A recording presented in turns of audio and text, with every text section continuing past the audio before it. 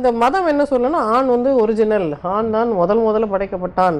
நீங்கள் இந்த இந்து மதத்தில் வர அந்த புருஷ சுத்தம் எடுத்துக்கிட்டிங்கன்னா கூட அந்த விராட் புருஷன் போய் ஆண்களை தான் படைப்பார், பெண்களே கதையில் வரமாட்டாங்க. அப்போ பெண்கள்லாம் எங்கே வந்தாங்கன்னா கதையில் இல்லை பெண்கள்.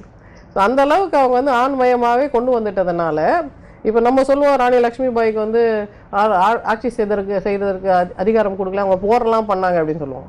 அப்போ ஆட்சி செய்கிறதுக்கு ஏன் அவங்களுக்கு அதிகாரம் இல்லை? அதே சமயத்தில் அந்த ஊரில் ஒரு பெண் ராணி தானே இங்கிலாண்டில் ஆட்சி செய்தாங்க. அந்த ஊரில் பெண் ஆட்சி செய்யும் போது இந்த ஊரில் ஏன் பெண் ஆட்சி செய்யக்கூடாது அப்படின்னு பார்த்தா இந்து சட்டம் தான் சொல்லுது பெண்ணுக்கு வந்து தத்தெடுக்கிற உரிமை இல்லை அப்படின்னு.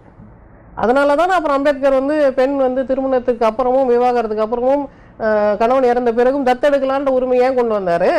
ராணி லக்ஷ்மி பாய்க்கு நீதி கொடுத்தது அம்பேத்கர் தானே. ஆனால் இவங்க என்ன சொல்லுவாங்க, பிரிட்டிஷ்காரன் கொடுக்கலங்க அப்படின்னு சொல்லுவாங்க.